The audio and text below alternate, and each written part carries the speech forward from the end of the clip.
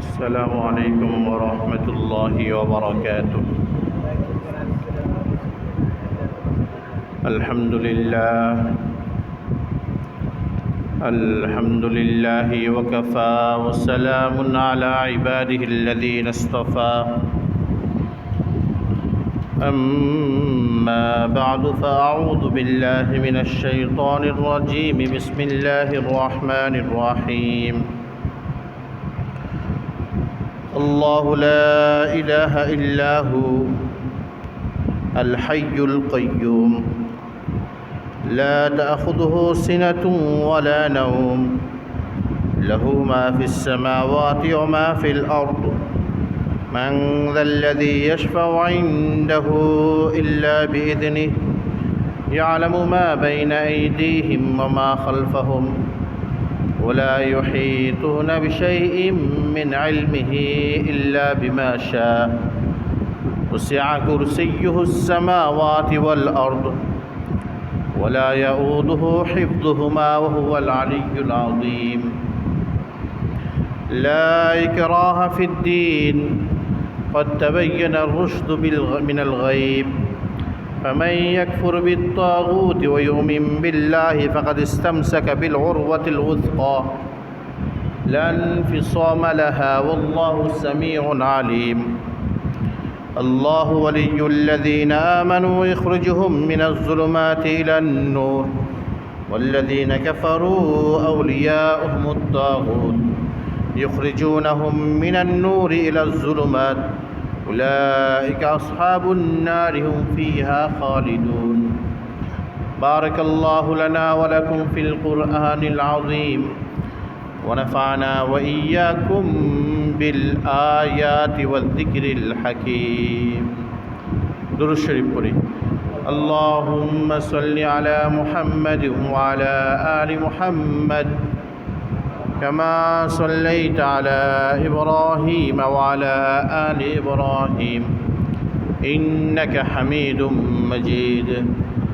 اللهم بارك على محمد وعلى آل محمد كما باركت على إبراهيم وعلى آل إبراهيم إنك حميد مجيد.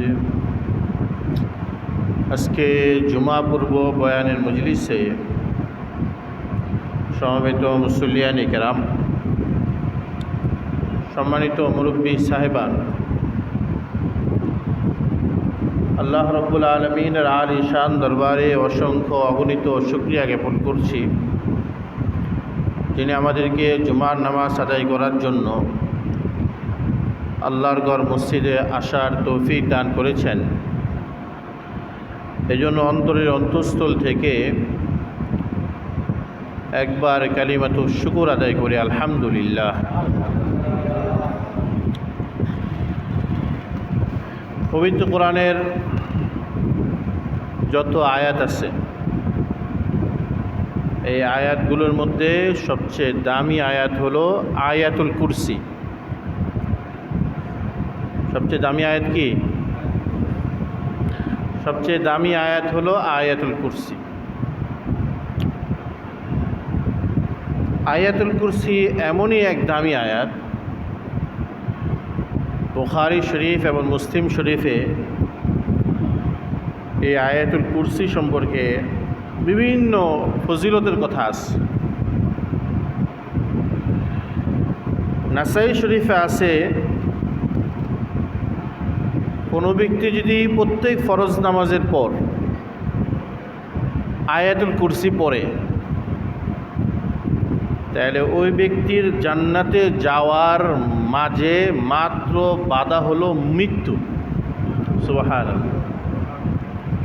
হাদিসের মর্ম কি? হাদিসের মর্ম হলো, যে ব্যক্তি প্রতি ফরজ নামাজের পর আয়াতুল কুরসি পড়ে ওই ব্যক্তি জান্নাতি, কিন্তু এখন সে জান্নাতে যেতে পারতেছে না। কেন? মৃত্যু মাঝখানে বাধা। মৃত্যু হয়ে গেলেই সে জান্নাতে চলে যেতে পারে।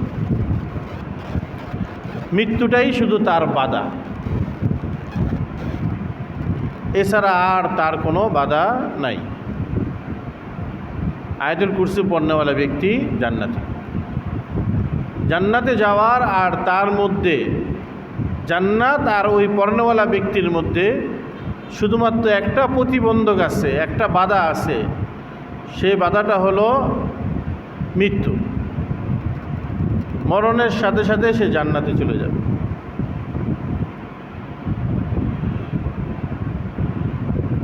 ওই ফ্যানটা মনে বেশি আওয়াজ করে, ওই ফ্যানটা বন্ধ করে দিতে হইব, আর এই গেটটা লাগাই দিতে হইব।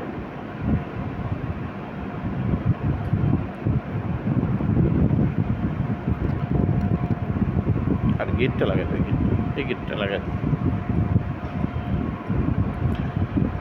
তো হাদিস শরীফের মধ্যে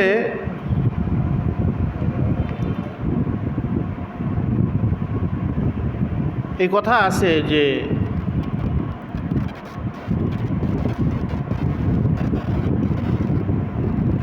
যে ব্যক্তি ঘুমের আগে, এই গেটটা লাগাই দেন, যে ব্যক্তি ঘুমের আগে আয়াতুল কুরসি পড়ে সে ব্যক্তি সকাল পর্যন্ত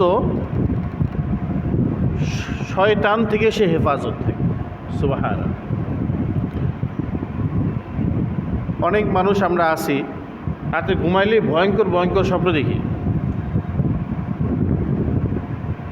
এদের জন্য হলো এই আমল যে ওযুর সাথে ঘুমাইতে হবে, ডান কাঁধে হয়ে ঘুমাইতে হবে, আয়াতুল কুরসি পুরা ঘুমাইতে হবে। আয়াতুল কুরসি পড়তে না পারলে আয়াতুল কুরসি পাশে রেখে ঘুমাইতে হবে। আয়াতুল কুরসি কোনো আলেমের দ্বারা লিখে ওইটা বিছানার পাশে রেখে ঘুমাবেন। ইনশাল্লাহ রাত্রে কোনো রকমের ওই বোবায় ধরা, ওই ভয়ঙ্কর স্বপ্ন দেখা, এর পানিতে ডুবে যাওয়া, আগুনে পুড়ে যাওয়া, মারামারির মধ্যে নিহত হওয়া, এই ধরনের ঘটনা ইনশাল্লাহ হবে না। যারা আমল করে ঘুমায় তারা এই ধরনের ভয়ঙ্কর জিনিস থেকে আল্লাহ তাআলা তাদেরকে হেফাজত রাখে। আয়াতুল কুরসি হলো পুরো কোরআনের মধ্যে সবচেয়ে দামি আয়াত। আয়াতুল কুরসি মূলত এটা হলো আয়াতুত তাওহীদ। আয়াতুল কুরসির মধ্যে আল্লাহ তাআলা তার তাওহীদের কথা বলছেন। তাওহীদ যেখানে হবে সেই জিনিসটা দামি হবে। সূরা ইখলাস দামি কেন? সূরা ইখলাসের মধ্যে তাওহীদের আলোচনা আছে, আল্লাহর একত্ববাদের কথা আছে। আয়াতুল কুরসি দামি কেন? আয়াতুল কুরসির মধ্যে আল্লাহ তাআলা তাওহীদের আলোচনা আছে। আয়াতুল কুরসি একটা আয়াত, কিন্তু এই একটা আয়াতের মধ্যে 10টা পয়েন্ট। কয়টা পয়েন্ট? 10 পয়েন্টে আল্লাহ তাআলা তার নিজের পরিচয় দিছে। প্রথম পয়েন্ট কি? আল্লাহু লা ইলাহা ইল্লাহু, আল্লাহ যিনি ছাড়া কোনো ইলাহ নাই, মাবুদ নেই। প্রথম পয়েন্টের আলোচনা হলো আল্লাহ হলেন এক, অদ্বিতীয়, একত্ববাদের আলোচনা। আল্লাহু লা ইলাহা ইল্লাহু, আল্লাহ যিনি ছাড়া কোনো মাবুদ নেই, এক আল্লাহ, একত্ববাদের কথা প্রথম পয়েন্ট। আয়াত কিন্তু একটা, পয়েন্ট কটা? 10টা। প্রথম পয়েন্টের মধ্যে 10টা পয়েন্টের প্রথম পয়েন্টে হলো আল্লাহর একত্ববাদের কথা। আল্লাহু লা ইলাহা ইল্লাহু, আল্লাহ যিনি ছাড়া কোনো মাবুদ নেই, কোনো ইলাহা নেই। ইলাহ শব্দের অনেক অর্থ। ইবাদতের মধ্যে, ইবাদতের সময় ইলাহ শব্দের অর্থ হবে মাবুদ, মানে ইবাদতের উপযুক্ত কেউ নেই। রিজিকের ক্ষেত্রে ইলাহ শব্দের অর্থ হলো রাজ্জাক, অর্থাৎ তিনি ছাড়া রিজিক দেনেওয়ালা কেউ নেই। ক্ষমতার ক্ষেত্রে, বিধানের ক্ষেত্রে, শক্তির ক্ষেত্রে, দাপটের ক্ষেত্রে ইলাহ শব্দের অর্থটা হবে কাহ্হার, জব্বার, তিনি ছাড়া পরাক্রমশালী, শক্তিশালী কেউ নেই। ইলাহ শব্দের অনেক অর্থ দাঁড়ায়। আমরা না সহজে এটার অর্থ বলি মাবুদ। আল্লাহ ছাড়া কোনো ইলাহ নেই মানে আল্লাহ ছাড়া কোনো মাবুদ নেই। এটা হলো প্রথম পয়েন্ট। দ্বিতীয় পয়েন্ট, আল হাই আল কাইয়ুম। প্রথম পয়েন্টের মধ্যে একত্ববাদ, পরের পয়েন্টের মধ্যে আল্লাহ তার গুণাবলী, পরের 9টা পয়েন্টে আল্লাহ তার গুণাবলী বলছে। আল হাইয়ু আল কাইয়ুম, দ্বিতীয় পয়েন্ট হলো আল হাইয়ু আল কাইয়ুম, আল হাইয়ুল কাইয়ুম। আল হাই শব্দের অর্থ হলো যিনি চিরঞ্জীব, চিরজীবী, যিনি আগেও ছিলেন, এখনও আছেন, সামনেও থাকবেন। মৃত্যু যাকে স্পর্শ করবে না। সব জিনিসের মৃত্যু হয়, ক্ষয় হয়, নিঃশেষ হয়, কিন্তু আল্লাহর কোনো মৃত্যু নেই, ক্ষয় নেই, নিঃশেষ নেই। আল হাই, তিনি চিরজীবী। আল কাইয়ুম, তিনি সব কিছুর নিয়ন্ত্রক। সব কিছুর নিয়ন্ত্রক কে? আল্লাহ। আল্লাহ নিয়ন্ত্রণ করছেন। সব কিছুর নিয়ন্ত্রণ আল্লাহর হাতে। তিনি যখন যেই ফাইসালা করেন তখন সেটা হয়ে যায়। এই দেখেন আসমান সকালবেলা কি পরিমাণ গরম ছিল, রোদ ছিল, এখন দেখেন আসমান ঠান্ডা হয়ে গেছে। এটা নিয়ন্ত্রণ কার হাতে? আল্লাহর হাতে।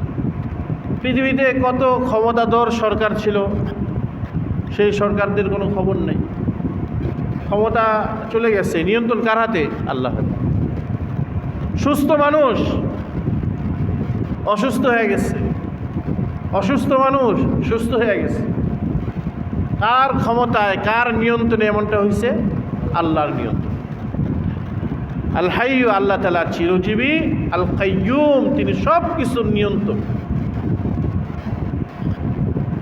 উলামায়ে কেরাম, বুজুর্গানে দ্বীন বলেন, ইসমে আজম অর্থাৎ যে নাম ধরে দোয়া করলে দোয়া কবুল হয়, সেই ইসমে আজম কারো কারো মতে ইসমে আজম হলো এই আল হাইয়ু আল কাইয়ুম। আল হাইয়ু আল কাইয়ুম, এটা কারো কারো মতে এটা ইসমে আজম, কারণ এটা দোয়া করলে দোয়া কবুল হয়। এটা উলামায়ে কেরাম, মাশায়েখে কেরাম অনেকেই এই কথাটা বলছে। এই জন্য এই জিকির করা, ইয়া হাইয়ু ইয়া কাইয়ুম, ইয়া হাইয়ু ইয়া কাইয়ুম। ইয়া হাইয়ু, হে চিরজীবী সত্তা আল্লাহ। ইয়া কাইয়ুম, হে সব কিছুর নিয়ন্ত্রক আল্লাহ। এটা জিকির করা।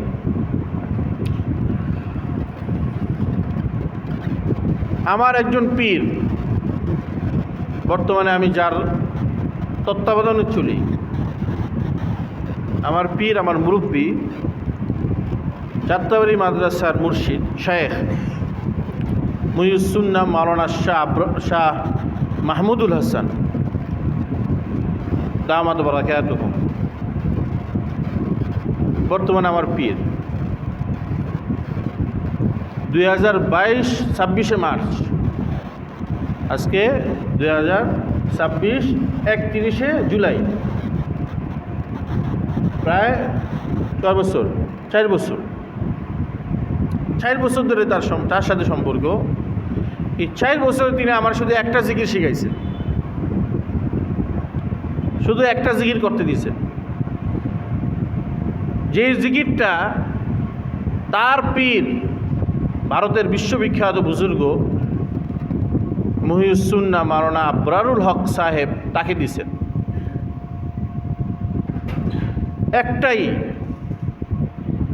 একটা জিকির। এবং ভারতের সেই বুজুর্গকে জিকিরটা শিক্ষা দিয়েছেন হাকিমুল উম্মত মুজাদ্দিদুজ জামান হযরত মাওলানা আশরাফ আলী থানভী রহমতুল্লাহ। এই সিলসিলা করে আমি যে জিকিরটা তার থেকে শিখছি সেটা হলো প্রতিদিন 100 বার ইয়া হাইয়ু ইয়া কাইয়ুম, একটা জিকির শিখাচ্ছি। আমরা হাটাদারি মাদ্রাসায় পড়ছি, আমাদের মুর্শিদ কুতুবে আলম শেখুল ইসলাম আল্লামা শাহ আহমদ শফি রহমতুল্লাহ আলাইহি, তিনি আমাদেরকে 6 সবক আদায় করেছেন। 5 বছর 6 সবক, কত রকমের জিকির, লম্বা আমল দিতেন। কোনো আমল করতে আধা ঘন্টা লাগতো, কোনো আমল করতে 2.5 ঘন্টা লাগতো, শেষ রাতে 2.5 ঘন্টা। 5 বছর তার তত্ত্বাবধানে জিকির আসতে করছে, কিন্তু এনার কাছে শুধু একটা জিকির, প্রতিদিন 100 বার ইয়া হাইয়ু ইয়া কাইয়্যুম, একটা। ওনাকে ওনার পীর একটা জিকির শিখে দিছে। ওনার পীর মুহিউস সুন্নাহ মাওলানা আবরারুল হক, তার পীর হাকিমুল উম্মত আশরাফ আলী থানভী একটা জিকির শিখে দিছে, ইয়া হাইয়ু ইয়া কাইয়্যুম। এটা ইসমে আজম। আলহামদুলিল্লাহ, এটার পাওয়ার এত বেশি যে এই জিকির কর্ণওয়ালা ব্যক্তি তারা নিজেরাও অনুভব করেন যে তার দোয়াগুলো আল্লাহ তাআলা কীভাবে কবুল করতেছে, নিজেরা অনুভব করেন। এবং সর্বক্ষেত্রে আল্লাহ তাআলা তাকে কিভাবে আল্লাহ তাআলা তাকে বিভিন্ন বিপদ আপদ থেকে রক্ষা করেন, বিভিন্ন বেইজ্জতি থেকে হেফাজত করেন, এবং বিভিন্ন লাইনে তাকে আল্লাহ তাআলা মর্যাদাশীল করেন। ইয়া হাইয়ু ইয়া কাইয়্যুম, যারা পারেন রেগুলারে আমল করবে। একদিন দুদিন আমল করে লাভ নেই, ওই আমলের দাম বেশি যে আমলটা রেগুলার হয়, যদিও অল্প হয়। আহাব্বুল আমাল ইলাল্লাহি তাআলা আদওয়ামুহা ওয়া ইন কাল্লা, আল্লাহর কাছে সবচেয়ে প্রিয় আমল সেটা যেটা সব সময় হয়, ওয়া ইন কাল্লা, যদিও অল্প হয়, অল্প হবে কিন্তু সব সময় হবে, রেগুলার হবে। আপনি একটা কাপড় পরিষ্কার করবেন, অল্প অল্প করে পানি ব্যবহার করলে কাপড়টা পরিষ্কার হবে, কিন্তু আপনি যদি একসাথে ওই পানিটা ঢাইলা দেন কাপড়ের উপরে, তাহলে কি কাপড় পরিষ্কার হবে? পরিষ্কার হবে। অল্প অল্প করলে এটাই। আপনি যদি একসাথে অনেকগুলো ফল খান লাভ নাই, প্রতিদিন অল্প অল্প করে ফল খান। সকাল দুপুর রাত্র 3 বেলা খানা যদি আপনি একবেলা খেয়ে নেন, দুপুরে একদম দুনো বেলাটা একসাথে খেয়ে নেন, লাভ নাই। সকালে অল্প খান, দুপুরে অল্প খান, রাত্রে অল্প খান। যে আমলটা সবসময় হয় এটা বেশি দামি। লম্বা আলোচনা করলে তফসির ছুটে যাবে, এজন্য সংক্ষেপে বলতেছি যে যদি পারেন রেগুলার করার যদি হিম্মত থাকে, তাহলে তা আমি তো আমার সিলসিলা বললাম, আমি আমার পীর থেকে, তিনি তার পীর থেকে, তিনি তার পীর হাকিমুল উম্মত থানভী থেকে, এই যে সিলসিলা আমি বলে দিলাম, এভাবে প্রতিদিন 100 বার পড়েন ইয়া হাইয়ু ইয়া কাইয়্যুম, চলতে ফিরতে ইয়া হাইয়ু ইয়া কাইয়্যুম। বেশিক্ষণ লাগে না। আমি অনেক সময় আসরের নামাজ পড়ে এখান থেকে অনেকটা হাঁটি, একটা ওই সিঁড়িটা উপরে উঠি, এই মাথায় যাই একটু পড়ে আবার উপরে উঠে, এর ভিতরে শেষ হয়ে যায়। কতক্ষণ লাগে ইয়া হাইয়ু ইয়া কাইয়্যুম পড়তে? 2-3 মিনিটের ভিতরে শেষ হয়ে যায়। কিন্তু রেগুলার করতে হবে। 1-2 দিন করে কোনো ফায়দা হয় না। 1-2 দিন ওষুধ খাইলে ফায়দা হবে না, রেগুলার একটা সেট আপে, একটা সিস্টেমে, একটা মেয়াদে ওষুধ খেতে হবে। এবার চলেন, আয়াতুল কুরসির মধ্যে কয়টা পয়েন্ট জানি বলছিলাম? 10টা পয়েন্টের মধ্যে 2টা পয়েন্ট গেছে। তৃতীয় পয়েন্ট, লা তাখুযুহু সিনাতুন ওয়ালা নাওম, আল্লাহ তাআলাকে কখনো তন্দ্রা ঘুম ভাব স্পর্শ করতে পারে না। ওয়ালা নাওম, ঘুমও স্পর্শ করতে পারে না। আল্লাহ হলেন এমন যাকে তন্দ্রাও ধরে না, ঘুমও ধরে না। কারণ এই বিশাল আসমান আর এই জমিন এবং এই দুইয়ের ভিতরে যা আছে সব কিছু, এটা নিয়ন্ত্রণ যিনি রাখেন, তার 1 সেকেন্ড তো না, আধা সেকেন্ডও না, যদি তিনি সামান্য পরিমাণে তন্দ্রায় পড়ে যান, সব কিছু বরবাদ হয়ে যাবে, দরহাম বরহাম হয়ে যাবে, একটুতেই সারা দুনিয়া ধ্বংস হয়ে যাবে। এই জন্য আল্লাহ তাআলার তৃতীয় গুণ হলো লা তাখুযুহু সিনাতুন ওয়ালা নাওম, আল্লাহকে তন্দ্রাও ধরে না, আল্লাহকে নিন্দ্রাও ধরে না, ঘুমও ধরে না। এগুলো সব আমাদের ধরে। পৃথিবীতে কোনো প্রাণী নাই যে প্রাণীর তন্দ্রা বা ঘুম হয় না। তন্দ্রা ঘুম তার মতো করে তার হবে। মানুষের একরকম, অন্য প্রাণীর এক রকম হবে। আপনি বলবেন মাছেরও তন্দ্রা আর ঘুম আছে, তার অ্যাঙ্গেলে তার তন্দ্রা আর ঘুম আছে। তৃতীয় পয়েন্ট শেষ। চতুর্থ পয়েন্ট, লাহু মা ফিস সামাওয়াতি ওয়া মা ফিল আরদ, আকাশমণ্ডলী, 7 আসমান, আকাশমণ্ডলীর মধ্যে যা আছে, ওয়া মা ফিল আরদি, এবং জমিনের মধ্যে যা আছে। আকাশমণ্ডলীর মধ্যে যা আছে এবং জমিনের মধ্যে যা আছে, সব কিছুর সব কিছুর মালিকানা লাহু, একমাত্র আল্লাহর। মালিকানা কার? আল্লাহ। আপনার আর আমার যে মালিকানা, এটা হলো ডুপ্লিকেট মালিকানা। আপনার আর আমার যে কাগজ, আপনার আমার এগুলো সব ডুপ্লিকেট। যদি এটা স্থায়ী হইতো মালিকানা, তাহলে মরার সাথে তো লগে লগে নিয়ে যেতে পারতাম।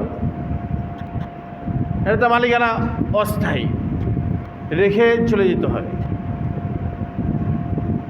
তা সব কিছুর মালিকানা আল্লাহর কাছে। 4 নম্বর পয়েন্ট শেষ। 5 নম্বর, মান যাল্লাযী ইয়াশফাউ ইনদাহু ইল্লা বিইذনিহি। কে আছে যে আল্লাহর কাছে কিয়ামতের মাঠে তার অনুমতি ছাড়া সুপারিশ করবে? আল্লাহর অনুমতি ছাড়া সুপারিশ করার মতো কে আছে? দেখেন, দুনিয়াতে কারো জন্য কারো সুপারিশ করার জন্য অনুমতি লাগে না। অনুমতি ছাড়াই একজন আরেকজনের জন্য সুপারিশ করতে পারে, অনুমতি লাগে না। কিন্তু আখিরাতে আল্লাহর কাছে সুপারিশ করার জন্য অনুমতি লাগবে। অনুমতি ছাড়া কেউ কোনো সুপারিশও করতে যেতে পারবে না। হাদিস শরীফে আসছে, মুসলিম শরীফে অনেকগুলো হাদিস আছে যে আল্লাহর কাছে সবচেয়ে বড় সুপারিশ যিনি করবেন তিনি হলেন বিশ্বনবী মুহাম্মদুর রাসূলুল্লাহ সাল্লাল্লাহু আলাইহি ওয়াসাল্লাম। আশ-শাফাআতুল কুবরা, সবচেয়ে বড় সুপারিশের অধিকার তিনি পাবেন। আল্লাহ তাকে বলবেন তুমি সুপারিশ করো, অনুমতি সাপেক্ষে তিনি সুপারিশ করা শুরু করবেন। আপনার জন্য, আমার জন্য, সকলের জন্য সুপারিশ করবেন। তবে একটা কথা বলে দিয়েছে মুসলিম শরীফে, আল্লাহ রসুল সুপারিশ করবেন তাদেরকে যারা সুন্নত মোতাবেক চলে, সুন্নতকে ভালোবাসে। সুন্নত মোতাবেক চলে, সুন্নতকে ভালোবাসে, তাদের জন্য আল্লাহ রসুল সুপারিশ করবেন। সুন্নতকে ভালো রাখতে হবে। আপনার মাথা থেকে পা পর্যন্ত কোন কোন জায়গায় কি কি সুন্নত থাকার কথা, আপনি আর আমি সেই সুন্নতগুলো আদায় করছি কি করি নাই, এটা খেয়াল রাখতে হবে। শুধু নবীর জন্য জীবন দিলেই হবে না। নবীর জন্য আপনি জীবন দিতে রাজি, কিন্তু নবীর জন্য আপনি দাড়ি রাখতে রাজি না, আপনি সুন্নতি পোশাক পরতে রাজি না, নবীর জন্য আপনি মাথায় টুপি রাখতে রাজি না, নবীর জন্য আপনি নিজের অঙ্গ প্রত্যঙ্গকে সুন্নত মোতাবেক চালাইতে রাজি না, এমন আশিকে রসুলের কোনো দাম নেই। মসজিদ বানায় দিতে রাজি আছে, কিন্তু মসজিদে আইসা নামাজ পড়ার জন্য রাজি না। আছে না অনেক মানুষ? মসজিদ বানায় দেয়, অনেক মসজিদ, যা লাগবো তোমার মসজিদ দিয়ে, যত এসি লাগবো সব দিয়ে দেবো, কিন্তু মসজিদে 2 রাকাত নামাজ পড়ার মতন তার সময় নেই, সে আসে না, রাজি না। হযরত মাওলানা ইলিয়াস রহমতুল্লাহ আলাইহিকে একবার এক ব্যক্তি বলছেন, मौलवी इलियास आप यहाँ पे आते हैं, घूमते फिरते हैं, गाश्त करते हैं, हमको दावत देते हैं, तुमको क्या ज़रूरत है बताओ, तो मैं वहाँ में एक जगह खरीद कर वहाँ में बड़े मस्जिद बना दूँगा।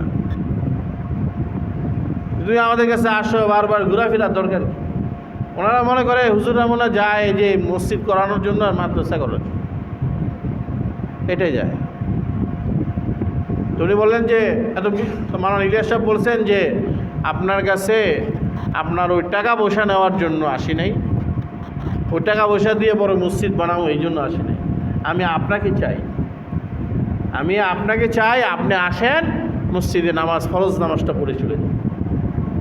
তারপর মনে চাইলে আপনি কিছু দিনই কাজ করলেন, না করলেন, ফরজ নামাজটা পড়েন, মসজিদেটা বানিয়ে দিবেন, পরে আপনি মসজিদে আসেন, আইসা নামাজ পড়ে চলে যান, যাই আছে তাতেই নামাজ পড়ে চলে যান। কারণ এই দিল্লিতে যে মসজিদটা বড় মসজিদ, এখনও ছোটই আছে, বড় না, এটা বাংলাওয়ালি মসজিদ বলে। বাংলো ঘর আছে না, ছোট ছোট বাংলো ঘর থাকে, এই মসজিদটা বাংলাওয়ালি মসজিদ, ছোট্ট মসজিদ, বেশি বড় না, কিন্তু আলহামদুলিল্লাহ ওখান থেকে তিনি এই মেহনত শুরু করছেন। এটাও একটা সিলসিলা, অন্যান্য হক সিলসিলার মতন এটাও একটা সিলসিলা, এটাও দিনের কিছু কাজ করে। তো বলছিলাম যে এই যে আল্লাহ রসুলের সাথে আমি ইশক মহব্বত দেখাবো, আমার ইশক মহব্বতের যথার্থতা, বাস্তবতা তখন হবে যখন আমি আল্লাহ রসুলের অনুযায়ী আমার মাথাটার থেকে পা পর্যন্ত সাজাবো, তখনই আমার আল্লাহ রসুলের আশেক আমি নিজেকে বলতে পারব। আর না হয় আমাদের দাবিটার সাথে আমাদের কাজের সাথে মিল হবে না। তা আল্লাহর কাছে যে আল্লাহ রসুল যে সুপারিশ করবেন, এটাও আল্লাহ তাআলার অনুমতির সাপেক্ষে সুপারিশ করবেন। কিয়ামতের মাঠে শুরুতেই আল্লাহ রসুল সুপারিশ করবেন না, কারণ হাবিবে পাক মুহাম্মদুর রাসূলুল্লাহ সাল্লাল্লাহু আলাইহি ওয়াসাল্লাম সুপারিশ করবেন একটা সময় একটা টাইমে। আল্লাহ তাআলা বলবেন যে তুমি এবার সুপারিশ করো, ইশফা তুশাফা, তুমি এখন সুপারিশ করো, তোমার সুপারিশ গ্রহণ করা হবে। সাল তুজাব, তুমি এখন চাও, তোমাকে সেটা দেওয়া হবে। ইরফা রাসাক, আপনি মাথা উঠান, ইশফা তুশাফা, এখন সময় হয়েছে সুপারিশ করা। এই জন্য আল্লাহ তাআলা তার নিজের পরিচয় দিয়েছেন 5 নম্বর পয়েন্টে, মান যাল্লাযী ইয়াশফাউ ইনদাহু ইল্লা বিইذনি, কে আছে যে আল্লাহর কাছে আল্লাহর অনুমতি ছাড়া সুপারিশ করবে। এরপরে নবী সুপারিশ করবেন, সাহাবীরা সুপারিশ করবেন, শহীদরা সুপারিশ করবেন, আলেমরা সুপারিশ করবে, হাফেজরা সুপারিশ করবে, এই নেককার মানুষরা সিলসিলা চলতে থাকবে, সুপারিশের সিলসিলা চলবে, তো চলতেই থাকবে। 6 নম্বর, ইয়ালামু মা বাইনা আইদিহিম ওয়া মা খালফাহুম, মানুষের সামনে যা আছে, মানুষের পিছে যা আছে, সব কিছু আল্লাহ জানেন। সব কিছু কে জানেন? আপনার সামনে, আপনার পিছনে। সামনে পিছনে দ্বারা কি বুঝেন? সামনে পিছনে দ্বারা এই সামনে এই পিছনে এটা না। সামনে পিছনে বলতে এটা আমার জীবনের সামনে, আমার জীবনের পিছনে রেখে আসা জীবন আর আগত জীবন, এই জীবনের মধ্যে যা কিছু সব কিছু আল্লাহ জানেন। আমি আর আপনি আমাদের অতীতের অনেক কিছু ভুলে গেছি। অতীত ভুলে যেতে হয়, অতীত ভুলে গেছি, এভাবে আমরা আমাদের জীবন পার। আমি এর একটা উদাহরণ বুঝাই যে আমরা অতীত ভুলে যেতে হয়, ভুলে গিয়ে সামনে আগাই। এটা একটা উদাহরণ বুঝাই। আমরা যখন ছোট ছিলাম, প্রসাব পায়খানা ছোট থাকা অবস্থা আমরা করছি। আমাদের বাপ মা আমাদের প্রসাব পায়খানা পরিষ্কার করছেন কিনা বলে? করছেন। কিন্তু এখন যদি বড় হওয়ার পরে আমরা যদি প্রসাব পায়খানা করি, এটা কি পরিষ্কার করতে পারবেন কিনা? পারবেন না। এখন তাকে যদি আমি স্মরণ করাই দিই যে আপনি তো ছোটোবেলায় আমার প্রসাব পায়খানা পরিষ্কার করছেন, এখন করতে পারবেন না কেন? উনি বলবেন যে অতীত তো ভুলে গেছি। অতীত কি ভুলে গেছি? আসলে বাচ্চা যখন ছোট থাকে তখন তার প্রতি মা বাবার যে মায়া আল্লাহ তাআলা ঢেলে দেন, যার কারণে প্রসাবটাও সে হাত দিয়ে পরিষ্কার করতে পারে, পায়খানাও সে হাত দিয়ে পরিষ্কার করতে পারে। বাচ্চা যখন বড় হয়ে যায় তখন বাচ্চার প্রতি ওই মায়া দয়াটা আল্লাহই রাখেন না। এটা মা বাবার দোষ না, আল্লাহই রাখেন না। এই জন্য অনেক সময় দেখা যায় যে আমি যেমন ঝালকাঠি গেছি এক জায়গায়, সেখানে শুনছি যে একজন বাবা এত সম্পদশালী কিন্তু নিজের একটা সন্তান, এটা শুধু ঝালকাঠির কথা বলতেছে এমন না, এখানে ঝালকাঠি কোনো মানুষ থাকতে পারে, আরও অন্য অঞ্চলে এরকম হইতে পারে, ঘটনা এরকম অহরহ হয়। নিজের সন্তান অনাহারে থাকে, কষ্টে থাকে, কিন্তু বাবার কাছে যাওয়ার পরও বাবাও এক বস্তা চাউল দেয় না। তোরা আগে খাওয়াইছি, এখন আর খাওয়াইতে পারবো।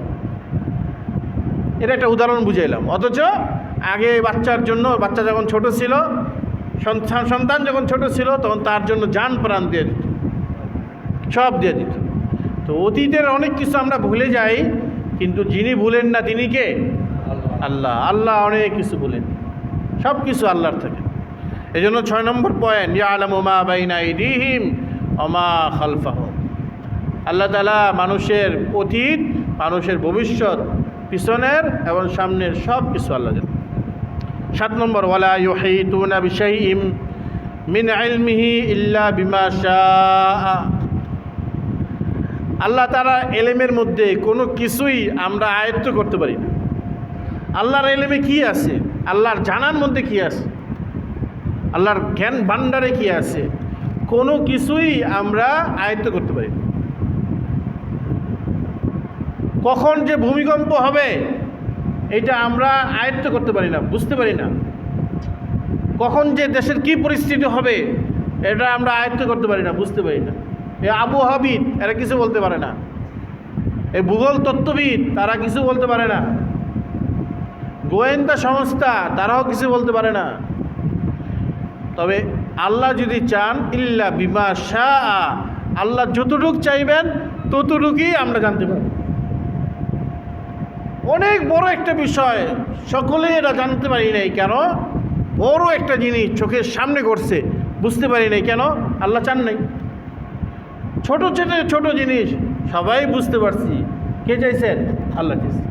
এটা জানার ফয়সালা আল্লাহ তাআলা করে দিয়েছে। 8 নম্বর, ওয়াসিয়া কুরসিয়্যুহুস সামাওয়াতি ওয়াল আরদ, আল্লাহর কুরসি, যেই কুরসিতে আল্লাহ আসীন হন, এই কুরসিটা পুরা আসমান আর জমিন এগুলোকে বেষ্টন করে আছেন। সুবহানাল্লাহ। কুরসি কি জিনিস?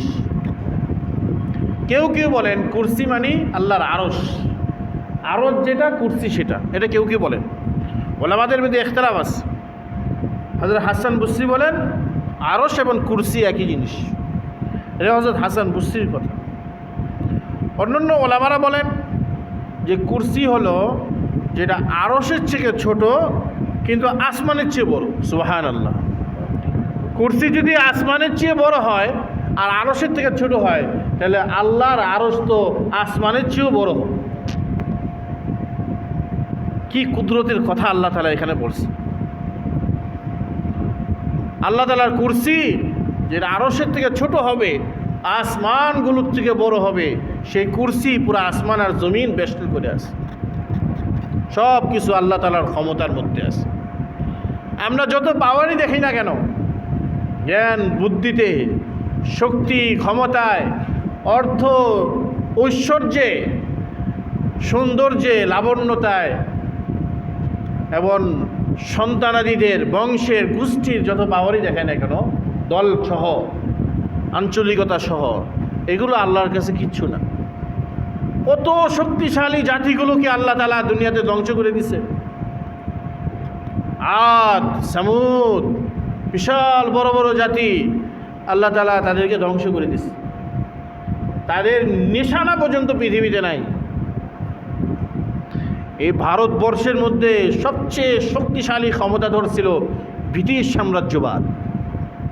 থরথর করে কাঁপত ব্রিটিশ সাম্রাজ্য। কিন্তু দেখেন ব্রিটিশের সাম্রাজ্য খান খান হয়ে গেছে।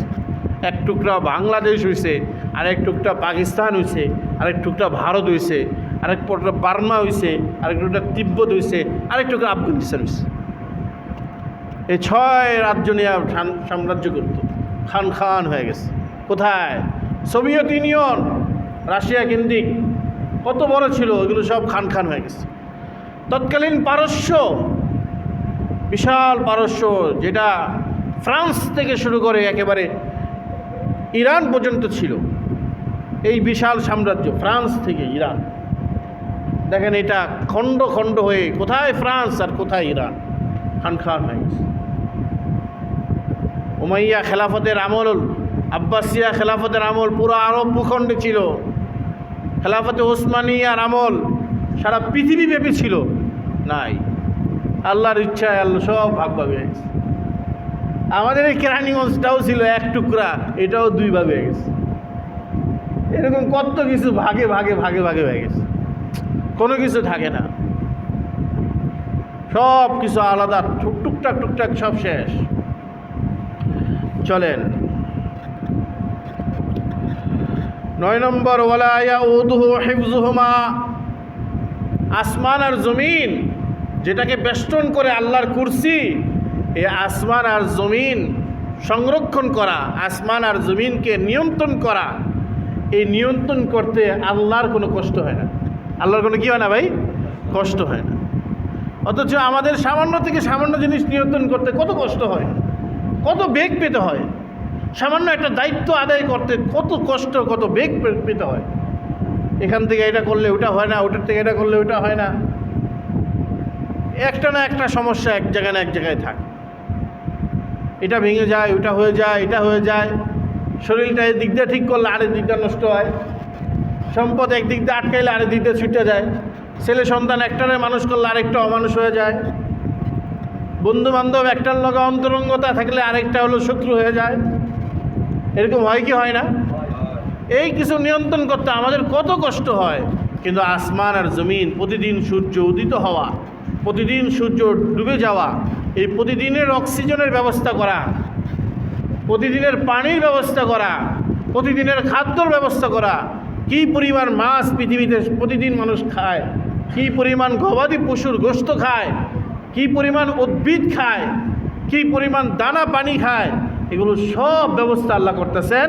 ওয়ালা ইয়াউদুহু হিফযুহুমা, আসমান আর জমিনের নিয়ন্ত্রণে আল্লাহর কোনো কষ্ট হয় না। সুবহানাল্লাহ, কোনো রকমের কোনো কষ্ট নেই। 9 নম্বর পয়েন্ট গেল, এবার 10 নম্বর পয়েন্ট, ওয়াহুয়াল আলিয়্যুল আযীম, আল্লাহ হলেন উচ্চ মর্যাদাশীল। আল আযীম, তিনি হলেন মহান ক্ষমতাশীল, উচ্চ মর্যাদাশীল, মহান ক্ষমতাশীল আল্লাহ রাব্বুল আলামিন। আল আলী, আল আযীম, এগুলো আল্লাহ তাআলার সিফাত। এই দেখেন, অনেকে বাবা সন্তানের নাম রাখে আব্দুল আলী, আব্দুল আযীম, এভাবে নাম রাখে। আব্দুল হাই, এই যে সিফাতি নামগুলো গেল। আব্দুল কাইয়ুম, এভাবে নাম রাখে। কিন্তু আমরা কি কই? আমরা এই আব্দুল বাদ দিয়া তারপর ডাকি হাই সাহেব, কাইয়ুম মিয়া, আলী মিয়া, আজিম মিয়া, এভাবে নাম ডাকি কি না বলেন? উপরে জায়গা খালি আছে, এখানে ঢোকার চেষ্টা করেন না। উপরে যান, 2 তলা 3 তলা 6 তলা এই পর্যন্ত জায়গা খালি আছে। হ্যাঁ, এখানে বাইরে দাঁড়া থাকলে পরিবেশও নষ্ট হয়। উপরে যান, আস্তে আস্তে করে উঠেন। আর মসজিদের প্রথম ফ্লোরে আসতে হলে একটু আগে আগে আসতে হবে, পরে এসে ফাঁক দিয়ে ঢুকে যাবেন এমন না, আগে আগে আসবেন, মানুষকে কষ্ট দিবেন না। উপরে 6 তলা পর্যন্ত জায়গা আছে, প্রতি তলার গেট খোলা হয়েছে, আলহামদুলিল্লাহ। উপরে যান, আরাম করেন, সেখানেও আওয়াজ যায়, বয়ান যায়, সেখানেও শুনেন। তো এই হলো আল্লাহ তাআলার বিভিন্ন সিফাতি নাম। আমরা সিফাতি নামগুলো দিয়া মানুষের নাম রাখি, কিন্তু আব্দুল বাদ দিয়েই এই নামে রাখা হয়। এটা গুনাহ হয় কি না বলেন? কবিরা গুনাহ হয়। আপনারা বলেন গুনাহ হয় কি হয় না? অনেকে বলে না। গুনাহ হয় কি হয় না? গুনাহ হয়, কবিরা গুনাহ হয়। এই জন্য হযরত শেখুল হাদিস মাওলানা আজিজুল হক সাহেব বলতেন যে কোথাও যদি মনে হয় যে এই বংশের মানুষ বা এই পরিবারের মানুষ আব্দুল ছাড়া, বলা ছাড়াই আল্লাহ সিফাতি নাম বলা শুরু করবে, এরকম যদি হয় তাহলে সেখানে এই নামটা না রাখাই দরকার, না রাখাই উত্তম। কারণ আমি আব্দুর রহমান নাম রাখলাম, সবচেয়ে দামি নাম, কিন্তু কেউ আব্দুর রহমান করলো না, রহমান মিয়া, রহমান মিয়া, রহমান মিয়া বাড়িতে আছে, এমন আছে না? হয়তো শেখুল হাদিস সাহেব আপনি উদাহরণ দিয়ে বুঝাইতেন। বিক্রমপুরের মানুষ, এই বিক্রমপুরের ভাষায় বয়ান করতেন, হাদিসের দরজ দিতেন, রাজনৈতিক বক্তব্য দিতেন, এটা মানুষই ছিলেন হযরত মাওলানা আজিজুল হক রহমতুল্লাহ আলী। শেখুল হাদিস বললে পৃথিবীতে 2টা মানুষ বুঝায়। এক, শেখুল হাদিস মাওলানা জাকারিয়া সাহেব, যার ছাত্র হলেন সরসিনার পীর মাওলানা আবু জাফর মোহাম্মদ সালেহ রহমতুল্লাহ আলী। আরেকজন শেখুল হাদিস হলেন শেখুল হাদিস মাওলানা আজিজুল হক সাহেব, যার ছাত্র হলো চরমনের পীর মাওলানা সৈয়দ ফজলুল করিম সাহেব রহমতুল্লাহ আলী। এই 2 ব্যক্তি, 2 শেখুল হাদিস ছিলেন। আমরা একজনকে দেখছি, আরেকজনের কবর দেখছি মদিনায়। একজনকে তো সরাসরি দেখছি, শেখুল হাদিস মাওলানা আজিজুল হক সাহেব, সরাসরি দেখছি, খেদমত করছি, তার কাছে হাদিস পড়ছি, হাদিসের সনদ নিছি। শেষে এমন পরিস্থিতি হয়েছে, আমি নারায়ণগঞ্জে এক মাদ্রাসায় লম্বা সময় জুম্মার পর থেকে একদম মাগরিব পর্যন্ত খেদমত করছি। এমন পরিস্থিতি হয়েছে, আসর নামাজ পড়া উঠছে, পরে কয় আমি কি ফজর নামাজ পড়লাম না আসর নামাজ পড়লাম? ফজর নামাজের টাইম হয়েছে। মানে শেষে তার মানে এমন বয়বিদ্যুতার মধ্যে পৌঁছে গেছেন, দুইটা হিট জ্ঞান ছিল না, কিচ্ছু ছিল না, শুধু মুখ দিয়ে আল্লাহ আল্লাহ শব্দ বেরোয়। এই সমস্ত মানুষগুলো তৈরি হয়েছে, আরও বড় বড় মানুষের হাতে তৈরি হয়েছে। এমনি কি শুধু এলেম শিখলে হয়? শুধু এলেমে আলেম হওয়া যায় না, আলেমে হক্কানি হওয়া যায়। কোনো আল্লাহওয়ালা মানুষের কাছে থাইকাই বড় আলেম হতে হয়, বুজুর্গ হতে হয়। শোনেন, যে কথা বলি, কোথাও যদি আপনি আব্দুর রহমান নাম রাখলেন, কিন্তু দেখেন যে সেখানে আব্দুর রহমান বলবে না, তাহলে হয়তো শেখুল হাদিস সাহেব যেটা বলছেন সেখানে আপনার লক্ষণীয়, আপনি এখানে আব্দুর রহমান নাম রাখেন না।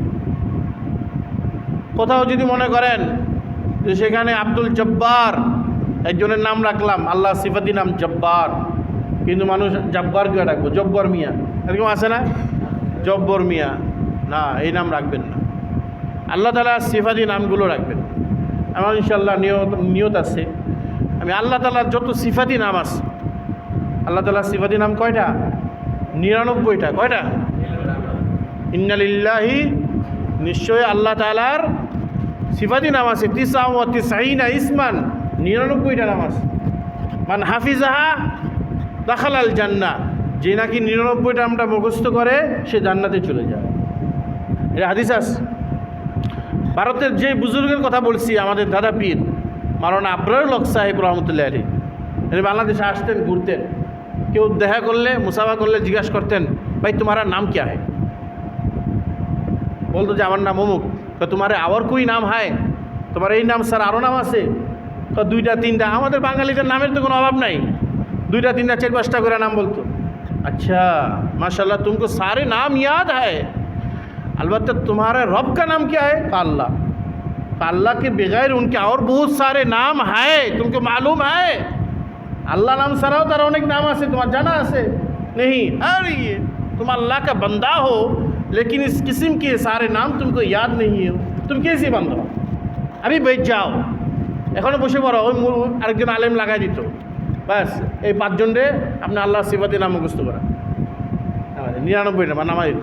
হ্যাঁ, মুফতি মনসুরুল হক সাহেবকে নামাই দিত, যাত্রাবাড়ির পীর মাওলানা মাহমুদুল হাসান সাহেবকে নামাই দিত, খতিব ওবায়দুল হক সাহেবকে নামাই দিত, শেখুল হাদিস মাওলানা আজিজুল হক সাহেবকে, বসুন্ধরার হজরত মুফতি আব্দুর রহমান সাহেবকে নামাই দিত। বলতো তোমরা 5 জন করে এই নামগুলো শিখাও। তো আমি ইনশাআল্লাহ নিয়ত করছি যে আমি আল্লাহ সিফাতি নামগুলো মসজিদের এক জায়গার ভিতর বড় করে টানায় দেবো, এক বিশাল বড় করে টানা, অর্থসহ নামায় দেবো।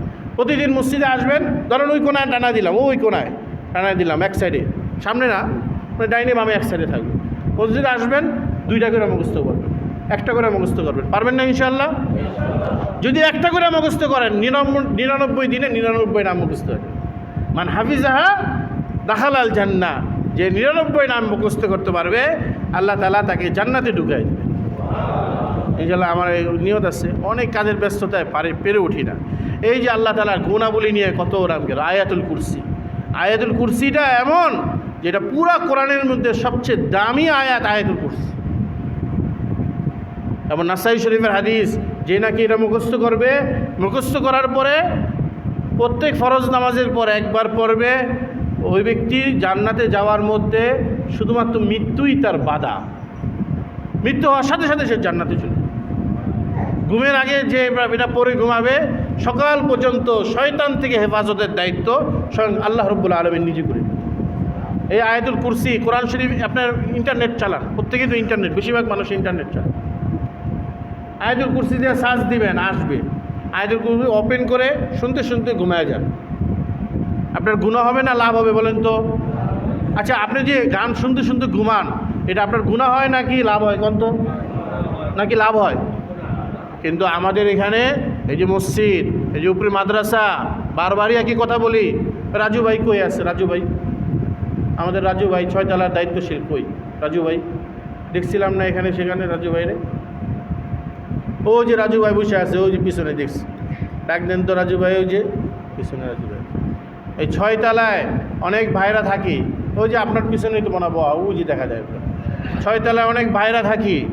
আমি আপনাদেরকে আগেও বলছি, এখনও বলি, রাত 10টা বাজে আপনারা গান ছাড়েন, ফজর পর্যন্ত গান ছাড়েন, চলতে থাকে। আর আমাদের ছাত্র শিক্ষকরা রাত 10টা বাজে ঘুমাইতে যায়। তাহলে চিন্তা করেন, যারা সারা দিন কোরআন শরীফ পড়ে, যারা সারা দিন আল্লাহর কিতাব পড়ে, নামাজ পড়ে, জিকির আজকার করে, এইভাবে করে শরীরটা হেলায় দেওয়ার জন্য রাত 10টা বাজে বিছানায় যান, কিন্তু 10টা বাজে আপনারা গান ছাড়েন। এরা ঘুমাইতে যায়, আর 6 তলার আল্লাহর বান্দারা, অবুজ বান্দারা, তারা এইভাবে গানটা ছাড়েন। 10টা থেকে নিয়ে 1টা পর্যন্ত এই গান চলতে, ফজর পর্যন্ত গান চলতে থাকে। আর মাদ্রাসার এই সাইডে আইসা, সিঁড়ির এখানে আইসা হাই হুল্লা চিল্লাবাল্লা করে। সারাদিন পড়ায়া সারাদিন পইরা যদি এই পরিস্থিতি হয় কয়দিন সহ্য করবেন আপনি? কয়দিন কষ্টটা মাইনে নেবেন? আল্লাহর এই বান্দাদেরকে আপনারা যে কষ্ট দিতেছেন এটা তো বোঝা দরকার। আমি বাইরে কিন্তু টানে রাখছি আল্লাহর ঘর, মসজিদ এ সম্মান করা, মাদ্রাসা সম্মান করা। ঘরের মধ্যে প্রত্যেকটা কারখানার ঘরের মধ্যে এক একজনে এক একটা কী জানি কয় বক্স লাগাইয়া গান শুনেন, আরেকজনকে ফিরি গান শুনে দেন, আমাদেরকে ফিরি গান শুনে দেন, বক্স লাগাইয়া গান শুনে। আপনার যদি গান শুনতে মনে চায় আপনি হেডফোন লাগাইয়া শুনেন। বাংলাদেশ স্বাধীন দেশ, হারাম কাজ করারও স্বাধীনতা আছে, হালাল কাজ করারও স্বাধীনতা আছে। উল্টা হারাম কাজ করার যতটা স্বাধীনতা আছে হালাল কাজ করার অতটা স্বাধীনতা নাই। এখানে জিনা করা যায় বহুত, দ্বিতীয় বিয়া করা যায় না। কথা ঠিক না বেঠিক? তৃতীয় বিয়া করা যায় না, চতুর্থ বিয়া করা যায় না, জিনা করা যায় বহু। অনেক কিছু আছে বাংলাদেশের মধ্যে। আমরা রাজনীতি করি না, এগুলো নিয়ে কথাবার্তা বলি না, এটা আমার সাবজেক্ট না। রাজনীতি এবং অর্থনীতি এটা আমার সাবজেক্ট না। যাদের সাবজেক্ট তারা এটা কথা বলবে। কিন্তু আমি আপনাদেরকে বলি, আপনারা যারা এই কাজ করেন আপনারা কিন্তু অনেক কষ্ট দিতেছে এবং এতে আপনাদেরই ক্ষতি হবে। দেখেন হযরত আলী রাদিয়াল্লাহু তাআলা আনহু, হযরত আলী আল্লাহর নবীর ঘর আর তার ঘর একসাথে।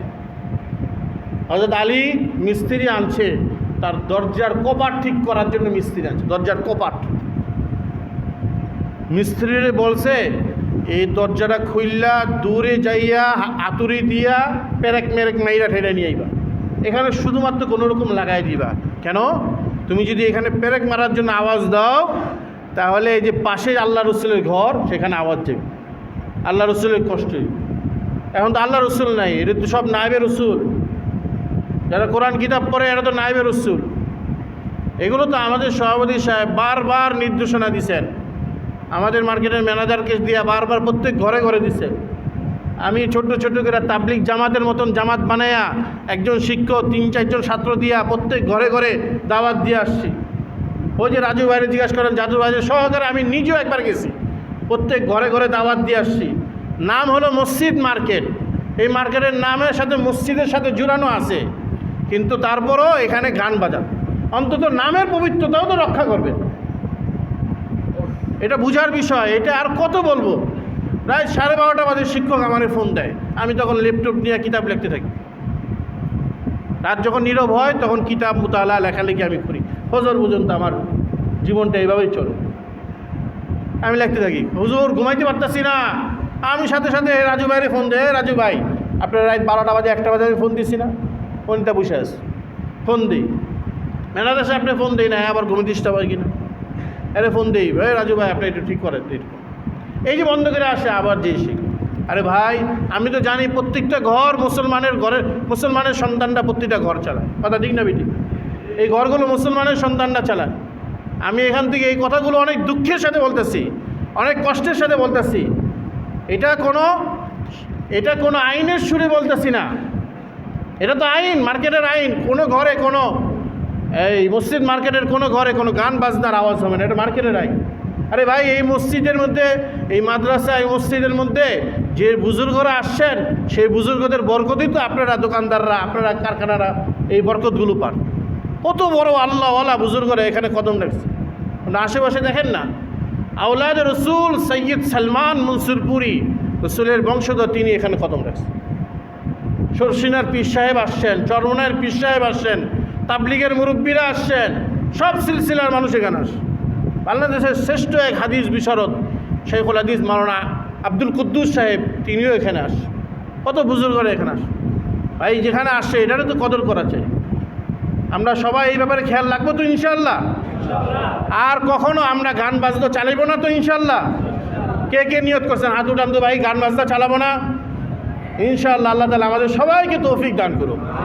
এবং যদি কোনো ঘর থেকে আওয়াজ হয়, পাশের ভাইয়েরা তাকে বলবেন, ভাই এটা করা ঠিক হয়, এটা বেয়াদবি হয় মসজিদের সাথে মাদ্রাসার সাথে। আপনি দাওয়াত দিলে ইনশাআল্লাহ আস্তে আস্তে বুঝ তৈরি হয়ে যাবে। আল্লাহ তাআলা আমাদেরকে বুঝার ও আমল করার তৌফিক দান করুক। ওয়া আখিরু দাওয়ানা আনিল হামদুলিল্লাহি রাব্বিল আলামিন।